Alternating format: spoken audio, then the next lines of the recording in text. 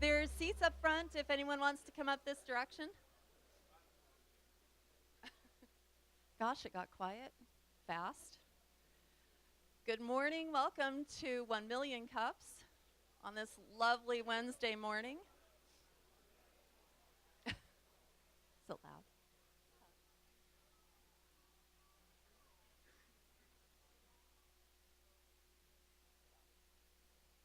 We have a really great program today. But first, I want to ask, how many of you have been here before? Oh, that's excellent. How many of you are here for the first time? Good job. What? Good job. How many people consider themselves to be entrepreneurs? Yeah, serial. Me. Uh, and how many of you who've been here before, who are entrepreneurs, think that this would be a good forum to maybe show your product? Yeah. Keep your hands up. Okay. We have a really good program today. We have a couple of presenters that I'm excited about, but before I get into it any further, we have Michael Perry with Biobank, and he's awesome.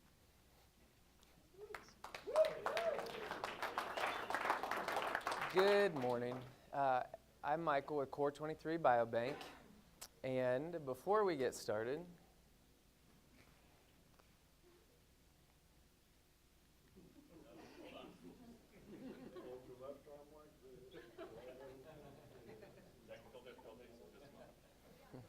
I can just hit this button right here. Like that.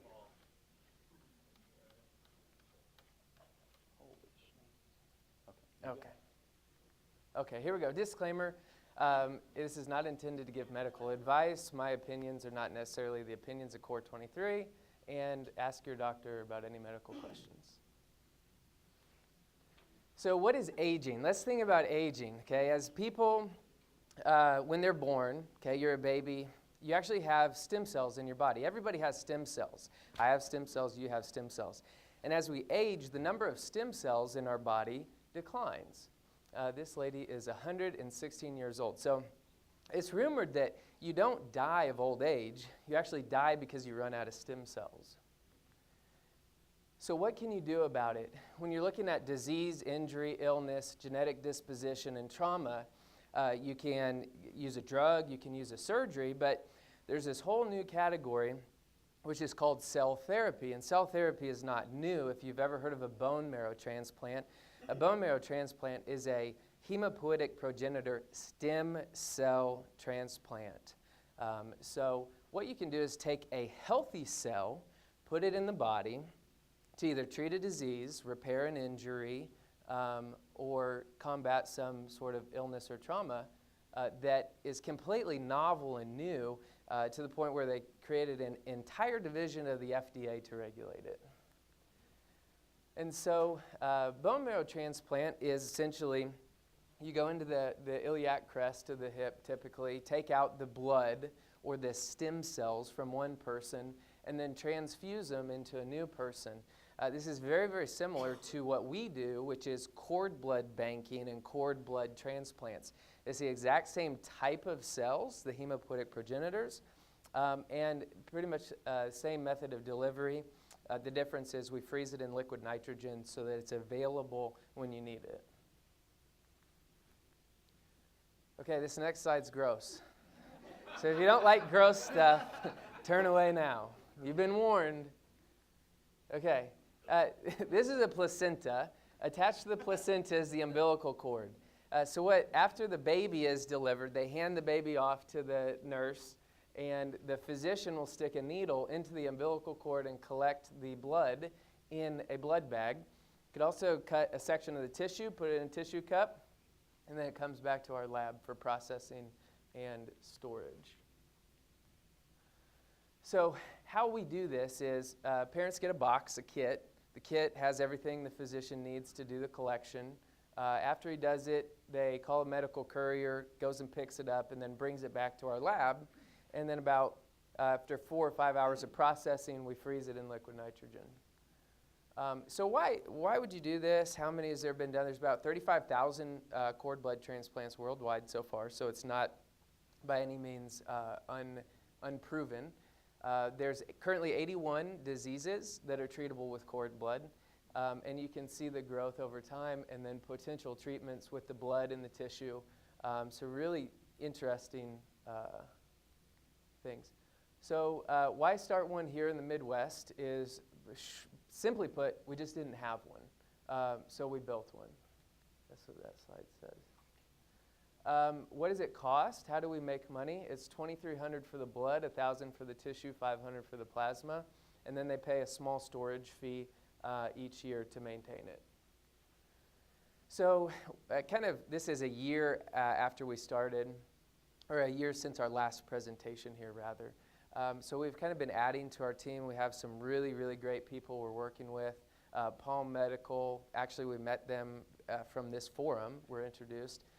So we have David, Angela, Matt, and Dr. Huckfeld, and then my wife, Emily. We have consultants and lab directors and medical directors. So our team is approaching probably 15 people now. So how do we get the word out? We go direct to parents and families, we go to doctors' offices, and then through hospital networks. In current status and milestones, we're operational, generating revenue, establishing partnerships, working on accreditation. We did close a Series A stock offering in 2014, and we've been published with some collaborative research projects. And then we are hiring, so if you know any medical laboratory scientists or lab techs, we desperately need applicants for that. That's all.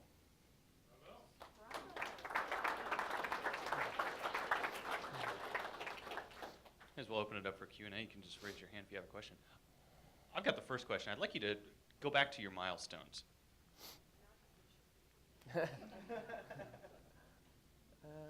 So tell me, you were one of our first presenters, and this has been almost a year ago now. What has changed since that was the beginning of 2014? What were the milestones that you reached between then and now? The biggest one is we closed the stock offering. Everything else on there is irrelevant to that. I mean, it takes money to build and grow a business, especially if your cash flow's negative for some time. So, yeah, that's the only one that really matters to me.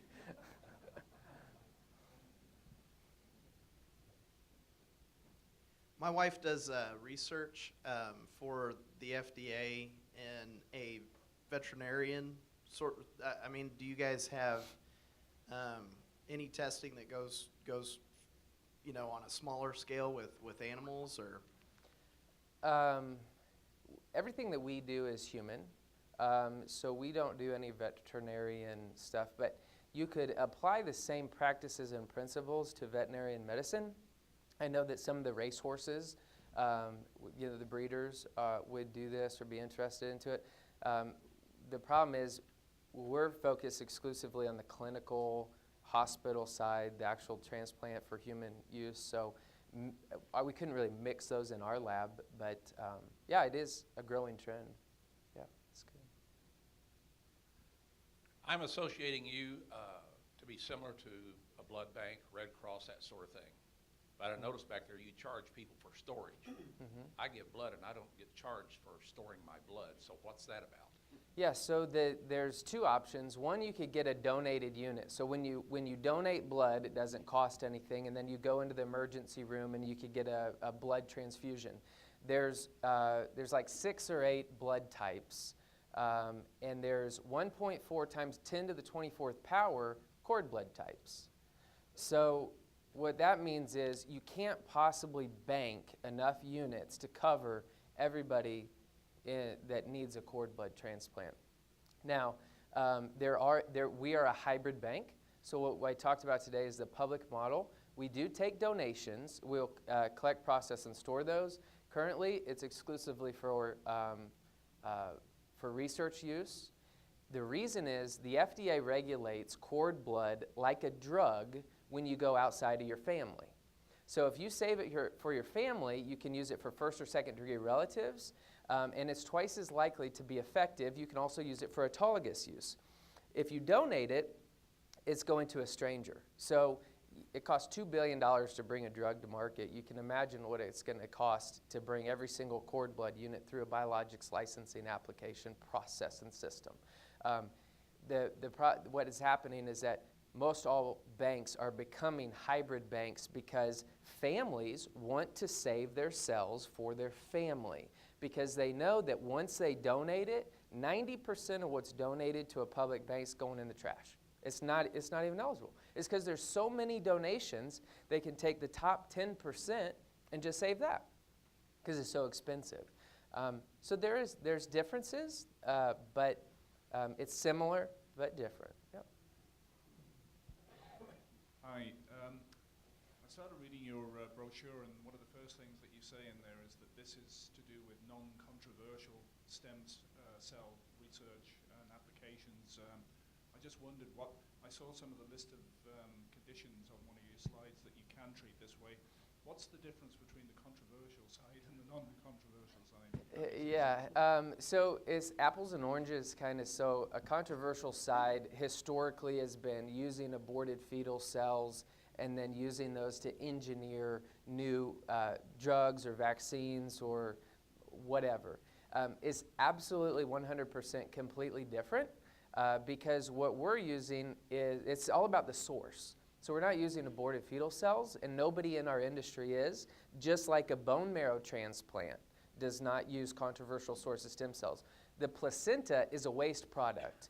If they don't save that, it goes in the trash can and it gets incinerated. So the Catholic Church has been very vocal about advocating for cord blood as a good source of healthy, unique stem cells. There's a kind of a perception, a misperception, I think, that stem cells are bad. Well, if we took all the stem cells out of the room and got rid of them, we'd all be dead. Okay, so stem cells are not bad. There's just a learning curve that the public is going through right now. Michael, let's talk about liability.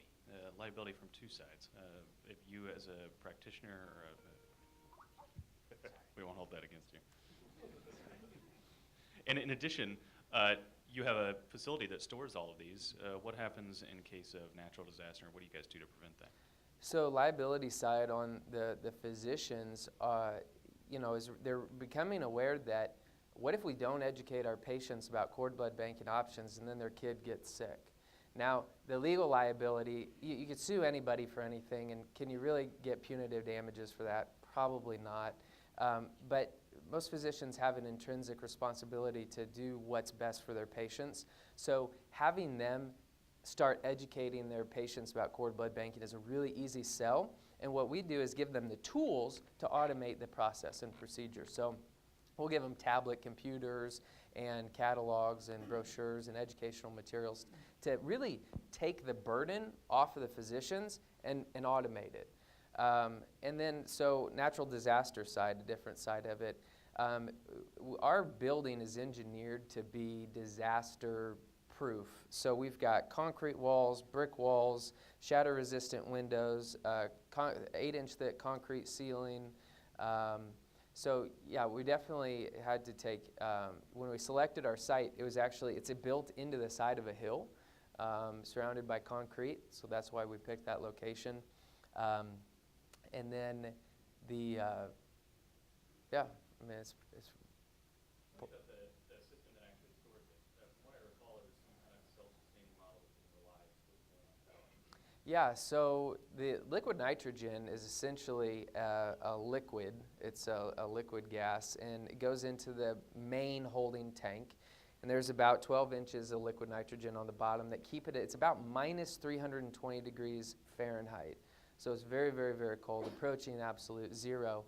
And it doesn't rely on electricity to generate that liquid nitrogen. It's actually supplied to us in bulk tanks. So every week we get new tanks and backup tanks that automatically fill that liquid nitrogen reservoir. Hey, Michael. Hey, can you explain how you, Core 23 is a little bit different and how you collect, process, and store than the other private banks? That's a great question. There's a lot of things that make us unique or better or different, I think. So just in our collection, we're not using heparin, we're using citrate phosphate dextrose, which is a much safer anticoagulant.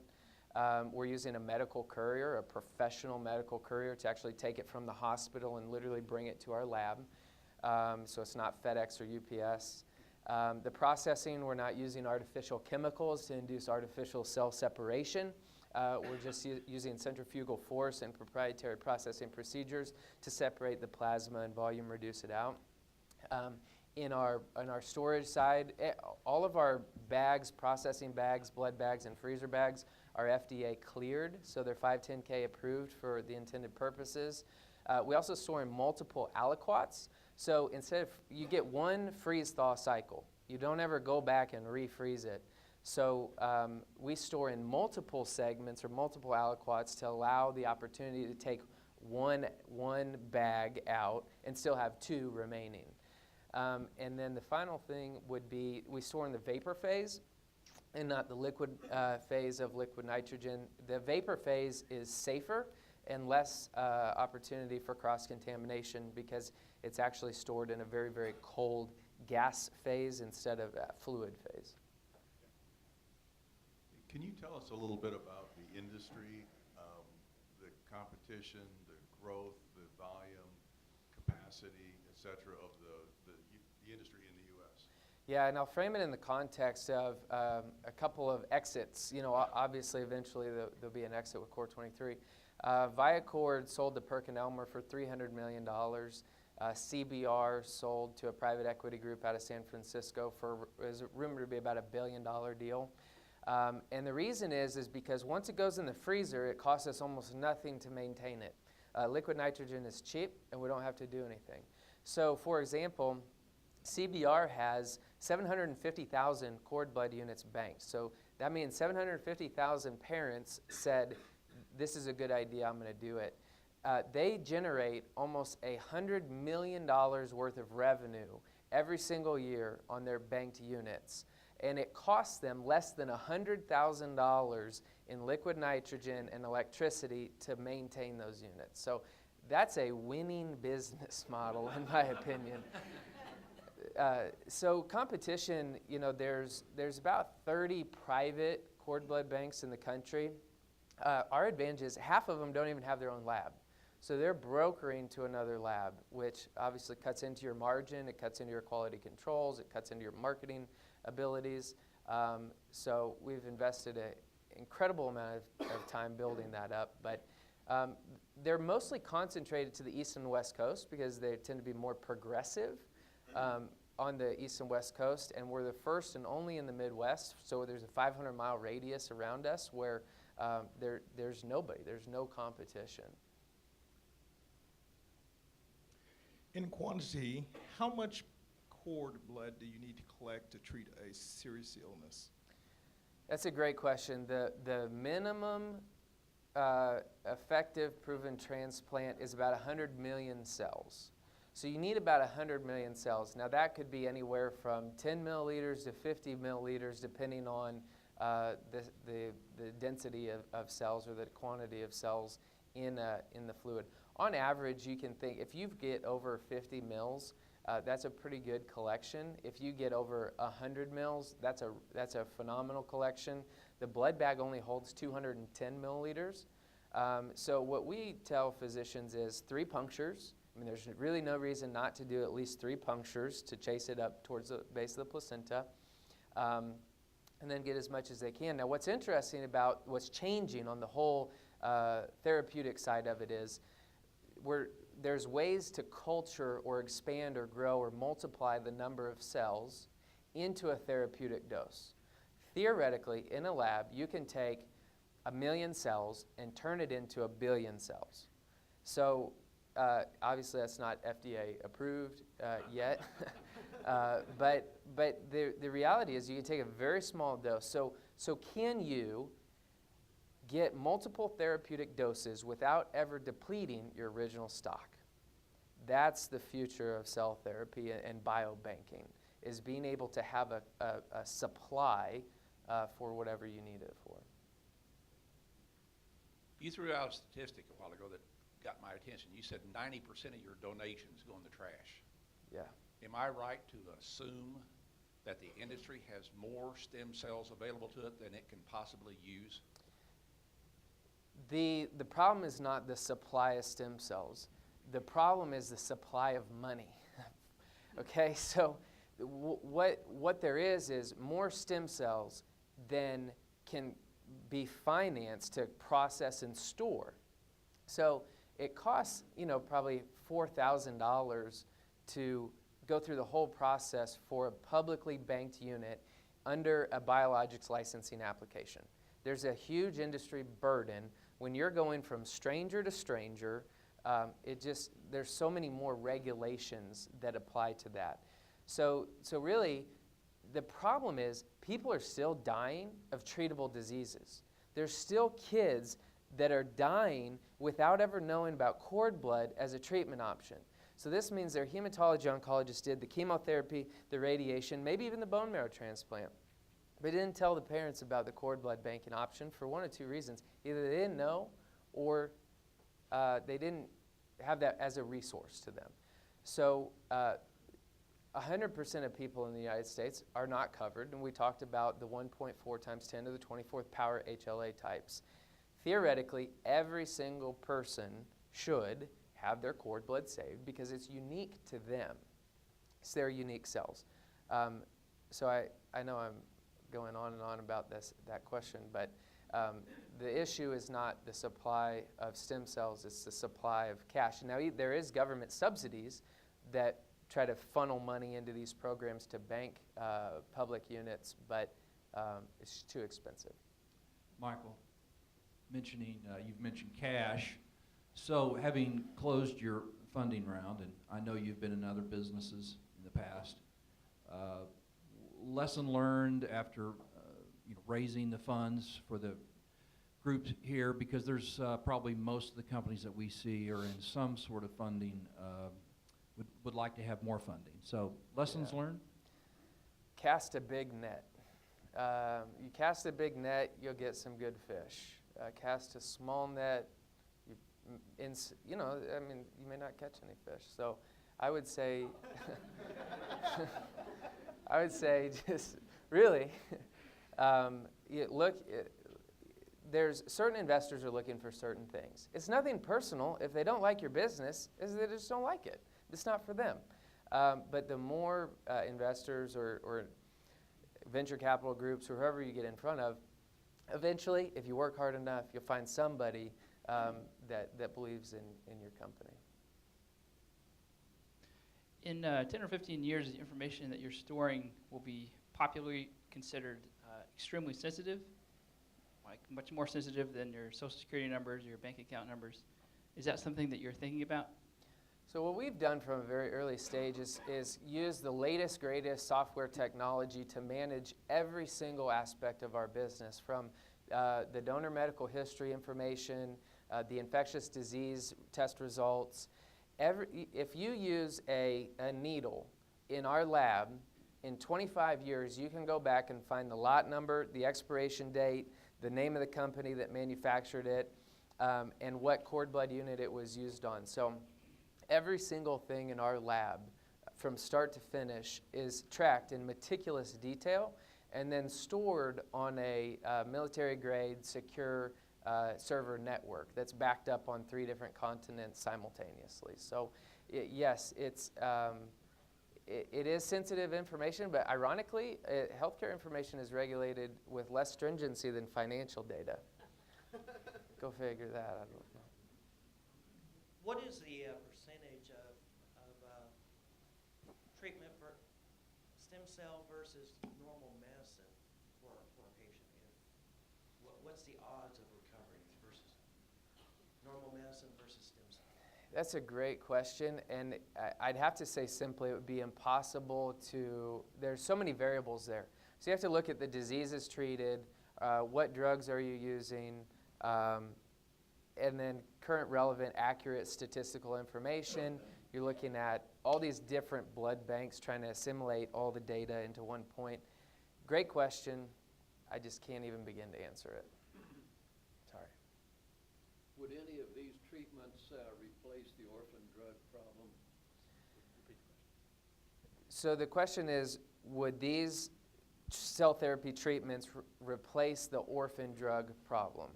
I would say what's different about drugs and cell therapy is designed to go into the body and heal the body. A lot of drugs are designed to either mask a symptom, treat a symptom, or induce one particular effect that may have systemic side effects.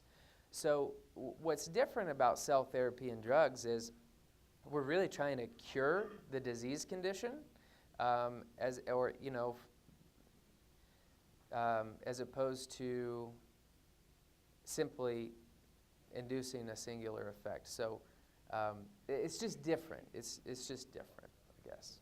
What are the risks if your body rejects the cell therapy? So graft versus host disease is a horrible, horrible complication, and it's actually it's about half of the instances of graft versus host disease in cord blood as there is in bone marrow.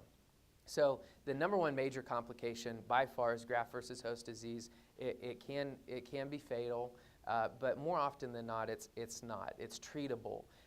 But what we're finding is that not only is there half the instance of GVHD with cord blood because of the immunoneutral characteristics of the very young cells, but it's also twice as likely to be therapeutic or effective with family members or first and second degree relatives.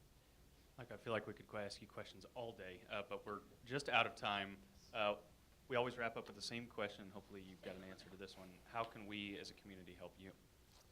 Well, we're hiring. So if you know some good medical laboratory scientists or lab techs, send them our way. Thank you so much. Thank you.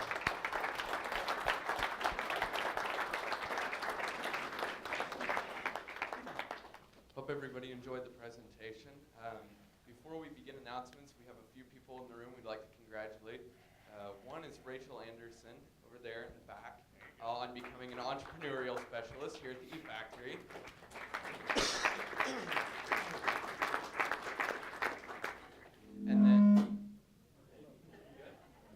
And then also in the back, the winners of Startup Weekend, Preston over there in the back, and the rest of his team are kind of dispersed throughout the room.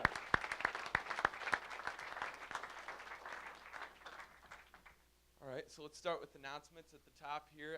Building the Ultimate Business Plan, that's February 11th and 12th here at the E-Factory. It's $139 to register, and talk to Rayanna over there in the back if you'd raise your hand, and you can talk to her about that. And then also we have Idea Wake Up. I think all the dates and stuff are still kind of to be determined, so if you'll talk to Jeremy in the back in his sweater vest.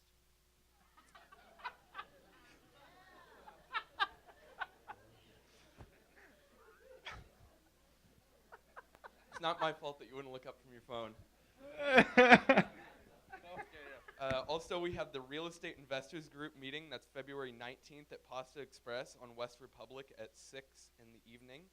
You can talk to pretty much anybody from II Properties, or I believe you can talk to Sean in the back, wherever he's at. Oh, sorry, over there. We also have the Mid-American Technology Alliance. That's on the third Thursdays at 4 right here in this room. You can talk to myself, or you can talk to Sherry here in the front row, and we can give you all the information. And then lastly, we have the MDI seminar, which is March 17th, all day here at the E-Factory, and that is $135 to register for it, and you can talk to Rayanna once again and get all the info on that.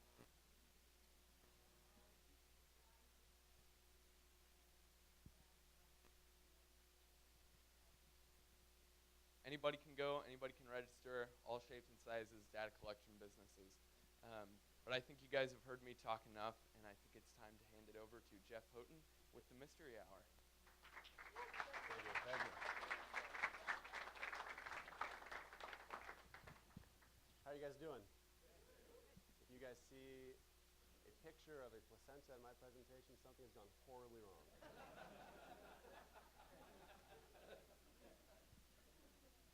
So there I was in the backstage of the old Skinny Improv in the basement, and I had this moment of, oh my gosh, this is what I want to do. This is a huge high that I didn't experience previously, interning at Letterman. I didn't experience later, moving to Hollywood to go for it, and I knew I needed to keep following that feeling. And I had just finished the very first Mystery Hour ever. It was just a live show, a fake television show at the time, and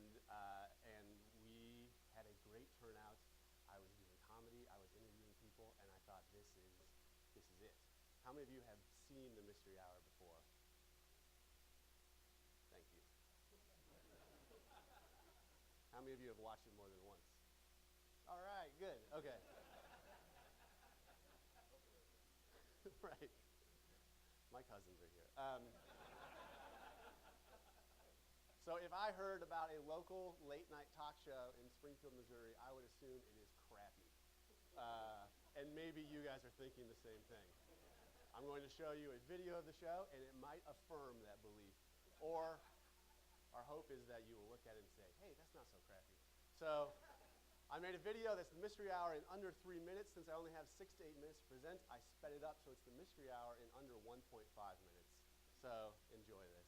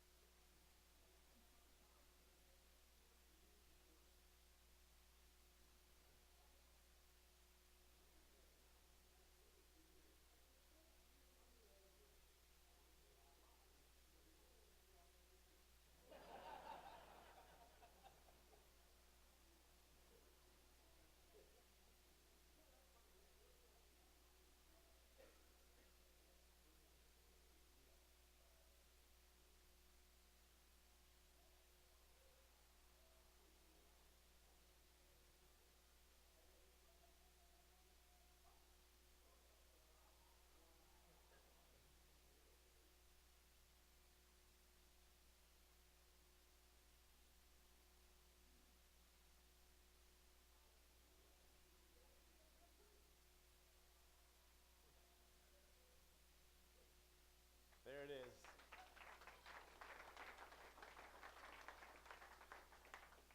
So that is the show. It may be Yes. Hi, I'm Rutherford B. Rutherford. I'm a wealthy industrialist. Mm-hmm. And like many of these people, I'm a wealthy entrepreneur. And I'm looking for somewhere to invest my money. Can I know the real story of the Mystery Hour? Thank you, stranger. You're welcome. So what is the real story of the Mystery Hour, or the story of the Mystery Hour? What's the story?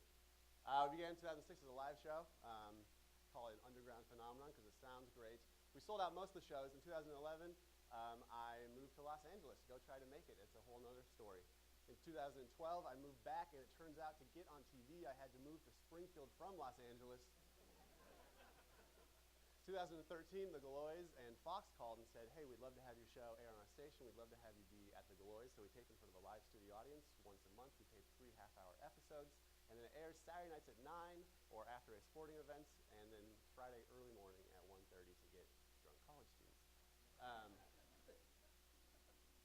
So that's the story of the show. Is there anyone going to interrupt me? Thank you. Tom Gibson here, New York Times. Yes. Clearly, this is the best thing that hit Springfield since the marriage of cashews and chickens. Okay. Thank you. I would really like to know, and I think the nation would really like to know the real story. Right. The real story about the Mystery Hour. Okay, great. I skipped ahead. The real story of the Mystery Hour. We're seeing 6,500 households plus each week. We have a high of 47,000 households. I think it was because people were trying to tune in to the Mystery Hour and accidentally caught the Royals World Series game ahead of time, although we may have followed them. But we had 500 plus people in attendance to the last taping at the Galois. This is fun. Our guests have received 2 Emmys, 1 Oscar, 1 Grammy nomination, 1 Tony nomination. And we've had guests fly in from Los Angeles, Arizona, Boston, and drive in from elsewhere. And then the revenue for the show we get through sponsorships, kind of an old-fashioned style of like the Mystery Hour brought to you by soap. We get local businesses that we do, I can explain it a little more later in more depth, but we get local businesses to sponsor within the content of the show. It's a real value to folks that you can't skip it with the DVR.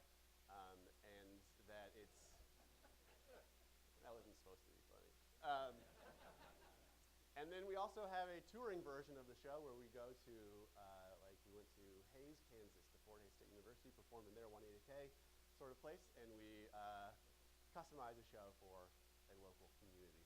So that's the real story of the show. Hey, mister, What? I'm a child. Now I'm a child. You inspired me that I could grow up to be a late-night talk show host, too. What's the real story? The real story. You want the really real story? All right. Here's the really real story of the Mystery Hour. It's not just me. We have a production company that helps produce the show. We have a number of volunteers that help with the show. And our idea is that you don't have to be in a bigger city. You don't have to be on a coast to make something happen, that you can chase your dreams right here. Because I've been to the other places, and Springfield is a place, as you can tell, that promotes entrepreneurship, new ideas. And so our idea is to stay here and export the show elsewhere through syndication.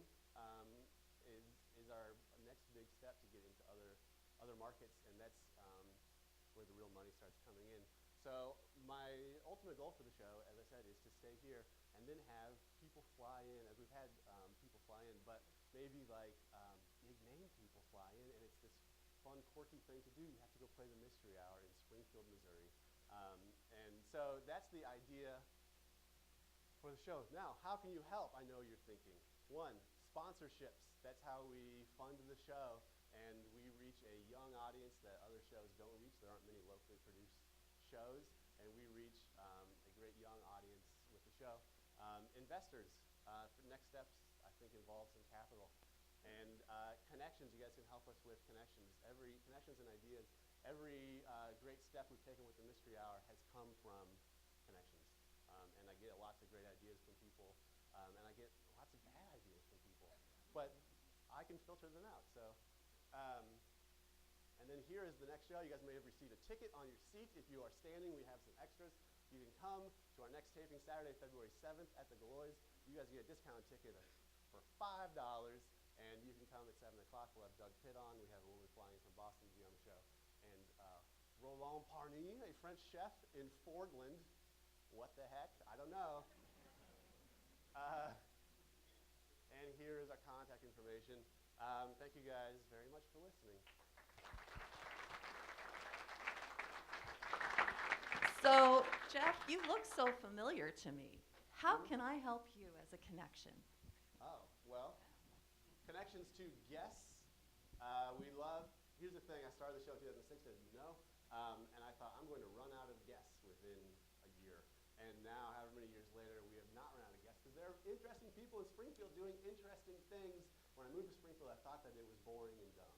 And what I found is that there are cool things going on in Springfield and cool people. Sometimes they're just below the surface, so our idea is to bring them up to the surface.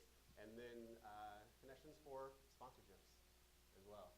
We think we offer something pretty great for people. And a lot of times just making those connections. Because like I said, if I cold call someone and say, hey, I have a late night talk show, they're like, that sounds stupid. But if it's a connection, then they say, I am happy to talk to you. Hi, Jeff. Yes, I'm hello. Sherry, and I am not as sure that I'm as wealthy as the one guy Yes, he's a wealthy that you had. industrialist, yeah. But tell me about how much capital are you trying to raise, and where are you at with that? Yeah. I don't know. I'm supposed to have an answer to that, I'm sure, here. I'm not sure what it would take. I know there's no playbook for syndicating a local show out. There is a playbook for syndicating a Friends, and that's with a syndication company, and then they get into different markets, and like the local Fox affiliate would say, all right, we have 10 minutes of commercial time during this. We will sell 5 minutes, you sell the other 5 minutes. So those syndication companies have sales reps that are selling for them. The model for saying we have a local show, we want to get it out there, we're figuring it out. So I don't have a set number in there. You said that you sell sponsorships to generate revenue for the show, right? And you also then said that a bunch of drunk college students watch your show, right? Yes. So what's, Also, who people else buy is things. who else is part of your kind of target audience, so that if anybody here wanted to sponsor, they would know that their advertisement Yes, is thank not you. just going to a bunch of people that won't remember it the next I day. did not plant this gentleman, but it's a good question. Yeah, so Drunk College Students is the 1:30 a.m. show, which is a rerun of the 9 o'clock show when people with money are up. So, so like I said, we get demographics on the show, and it's a very interesting mix. At the show, back in the day, we used to attract a lot of college students and stuff, and now we get a wide array of people. So we get 500 at the show, but 6,500 watching at home, and we've had sponsorships from I'm going to blank on all of them now, but car dealerships, lawyers, banks, small businesses. So it is valuable to people beyond just inebriated 21-year-olds. How do you quantify that and then sell the sponsorship to them? Are you measuring it per 1,000 impressions, or is there another metric that you use for television? Yeah, we measure it in viewers, and that's measured in households. So it's not a for sure number of this many people were at this household watching. You guys want to know? I can tell you. So they have you guys have heard of Nielsen. Well, there's also Rentrack now, which is digital. They goes into digital boxes. If you have DirecTV or Mediacom or something, you don't know it, but you've allowed them to go in and see what you're watching. And then they can come back with demographics of who you are based on your credit card. It's creepy, based on what you've paid for with your credit card and stuff. So we can actually drill down and get really good demographics, down to like interests of the people watching. So it's mostly through households, views, and that sort of thing. Cool, I got one up front, right here. How far booked out are you for your musical acts? Well, I have someone else that does that. I have people. Cool, well, I know one if you're looking Great. for him. Have your people call my people. I will. We might be booked out for the rest of the season. We tape once a month, as I said, and we go essentially from September to May. We take the summer off. So we'll take it off in March. We have February, April, and May left. Historically, comedy hasn't been super diverse with gender. Yeah. And I know SNL really focuses on that. Have you, because you have more liberty because you're here and you can kind of decide what you air, have you emphasized in bringing more diversity to Springfield, or is that something that you're going to look towards? That's interesting you ask that. So I have a secret agenda that I don't say publicly very much, but that is to promote diversity in Springfield, because Springfield's too white. And I try not to just book white males. And so sorry white males. So we are intentional. We are intentional with that. And then we also have a great diverse writing staff. We have 3 female writers, and so we're very intentional. Interesting question. So your marketing strategy with getting your sponsorships and your commercial advertising, obviously in 10 years you'll want to go where the money is, so you'll be having bigger companies, but are you still going to promote local Springfield? I mean, what are your plans as far as sponsorships, let's say in 5 or 6 years? Let's say we're in other markets, and yeah, we'll kind of go after those, but we do want to stay Springfield. So I guess the answer to that is presumably we'll raise prices as we get more and more households. So whoever is interested, we're not that particular when it comes to sponsorships. And then how that breaks down, also we have a title sponsorship, which we produce a commercial for, which airs during the body of the show. And then we have a guest sponsorship to sponsor the interview, musical guest sponsorship, and then a Things I've Noticed sponsorship and a venue sponsorship. And so we've broken it down quite a bit. And if you're interested in knowing more what that entails, you can talk to me. I'd be happy to talk to you about that. My question was specifically about the value that you offer within the sponsorship that separates you from many, many other sponsorship opportunities out there. Yeah. I believe that what we offer is something wholly unique. And so there are many companies that are just looking for traditional advertising, which we aren't. They're looking for buying an ad during commercial time, buying a newspaper ad. What we do is we first of all, we customize it. If you're a title sponsor, we commercial, and our whole idea is that our whole idea with the show is to have it not look and feel like a local late night talk show. And our whole idea with the commercials is to make them actually funny. Because I feel like there are many great attempts at humor commercials locally, and they're often like nice. We try to elicit a guffaw or something like that. So I'm very happy with the commercials that we produce for folks. So we're no one's DVRing it. The commercials, then it lives online. We have a website and YouTube channel, and we're reaching people that a lot of advertisers are not able to reach. Hey Jeff, I've been to your shows and it's a lot of fun. What are you Thank you. doing to grow that? You said you had 500 in your last attendance. You Yeah. know, are you trying to max out the capacity of the Galois? What's your plans with all that? Yeah, we want to.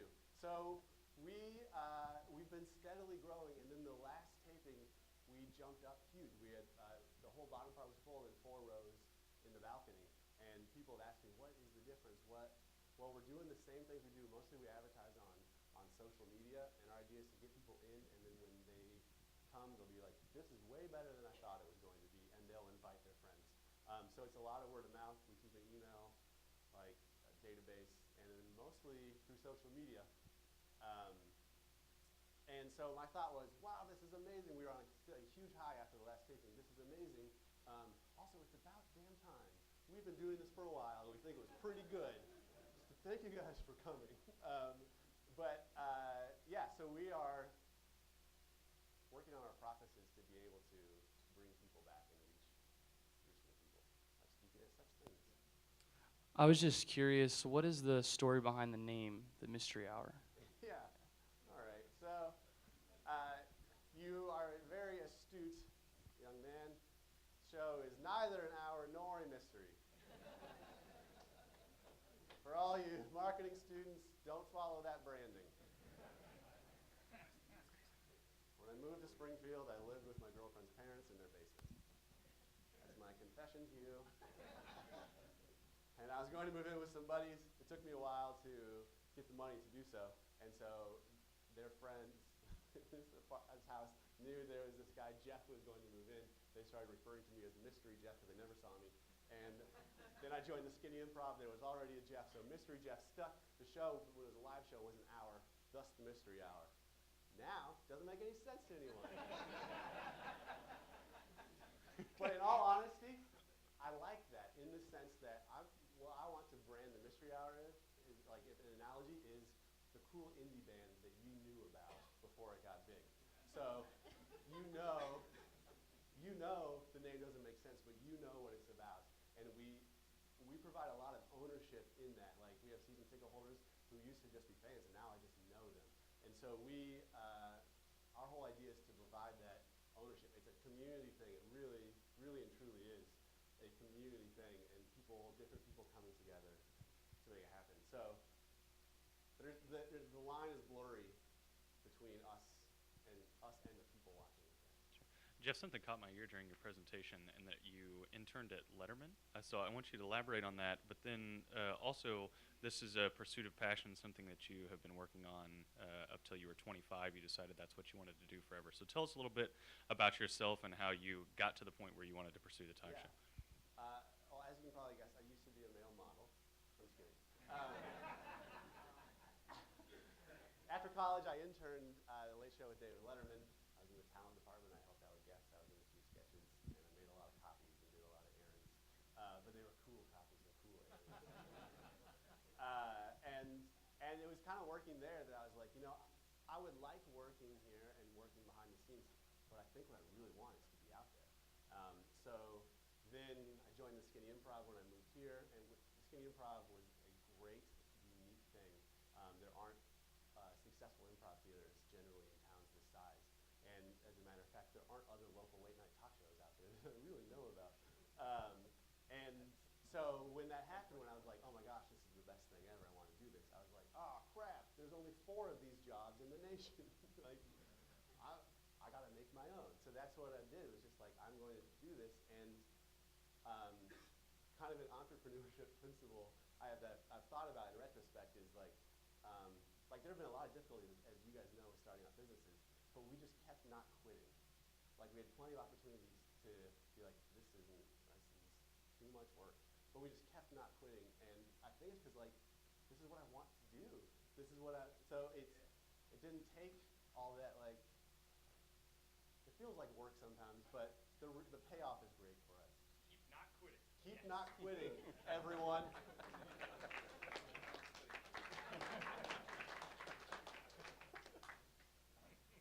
Yes. Long-time listener, first-time caller. Why does Jimmy Fallon and now SNL keep stealing your material? Well, we've touched on the controversy nationwide. Jimmy Kimmel did it. We're going to do it the next show if you guys are interested. We do dramatic readings of Craigslist misconnections.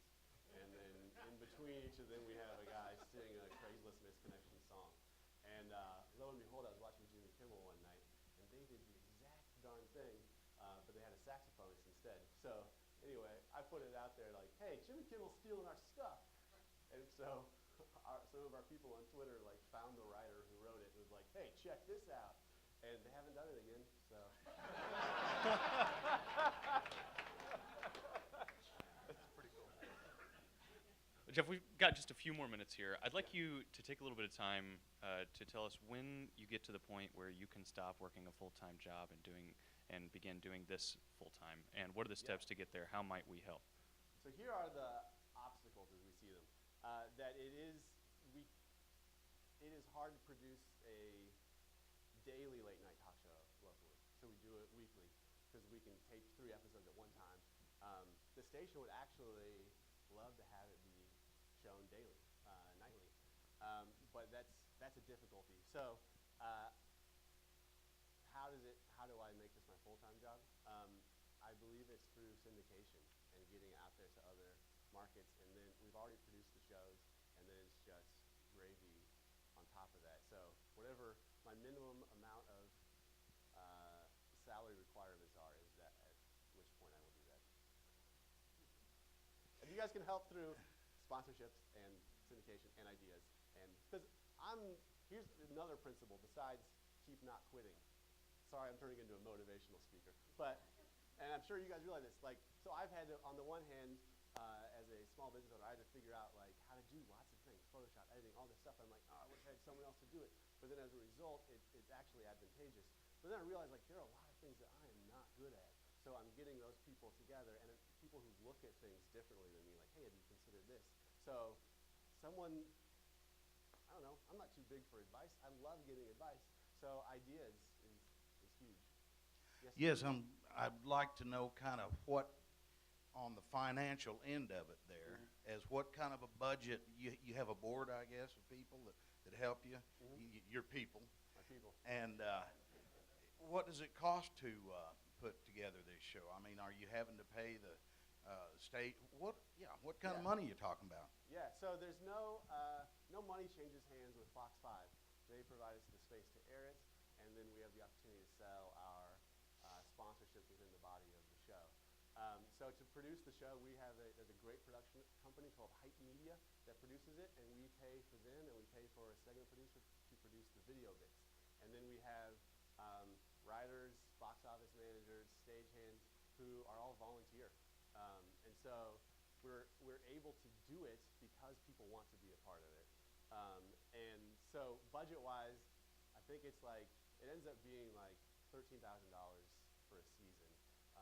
And I know that's a small amount to some of you, but it feels like a wonderfully big amount to us sometimes. So overcoming that cost plus more profit margin is the future for us. As your syndication develops, how do you plan on continuing to offer the exclusivity to different, Springfield local businesses? Is it just going to be like there's that local Super Bowl commercial, something like that? Like, how do you plan on, as you get into bigger networks, how does that stretch across, what you're offering to the local community? Yeah, so I think so we have some syndication in place starting in the fall, so we'll start appealing to a little bit different local business, one who's interested in regional things like colleges, that sort of thing, who's interested in getting the commercials out to someone in Joplin or in Columbia or something like that, who's interested in reaching that. So I think that we'll just start reaching different businesses who are interested. But then also we do want to keep it local, and I'd like for someone to, like Coffee Ethic used to be our mug sponsor. We used to have a mug sponsor. And I'd like someone to, and it's a little bit antithetical to what you think of as a syndicated show, but I think there's appeal, as I said, kind of in the indie band thing. You got to be kind of in the know of, I'm in St. Louis, and I don't know what the Coffee Ethic is, but they're the mug sponsor. I kind of like that. So I think there's still some appeal to that. So Jeff, tell us, what are the sponsorship opportunities? We have a title sponsorship. It's our big one. We produce a commercial, and as I said, we're very happy with those, and it's very competitive. It's too cheap. That sounds like a salesman. It's too cheap. The boss is out of town.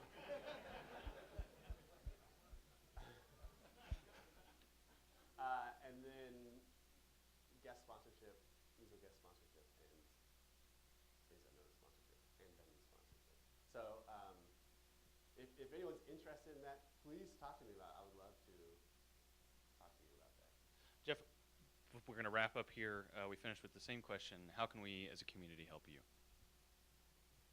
I'm double parked.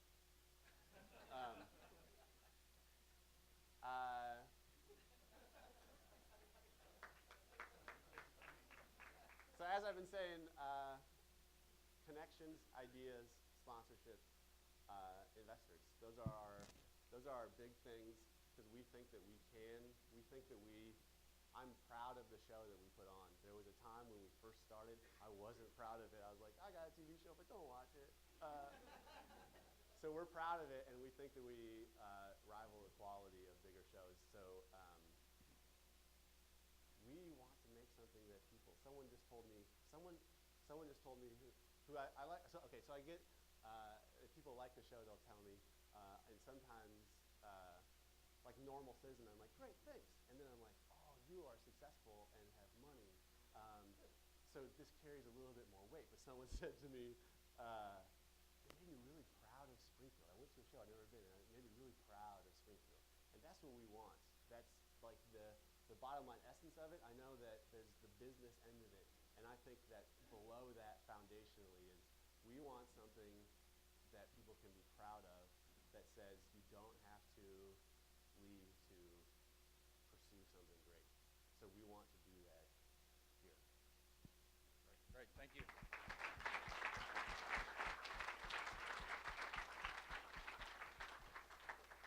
When we were putting this program together, I was a little concerned about the seriousness and the lightness, but I think it worked really well this morning. So thank you, Michael, and thank you, Jeff. Very good.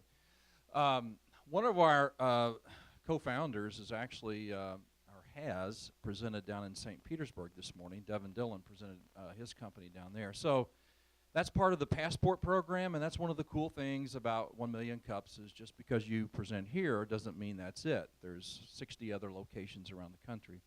So when you're out there talking to people and you're trying to do recruiting for us, which I hope you all do, you might mention that just because you present here, that's not it. There's a whole host of other cities that are always looking for companies to present.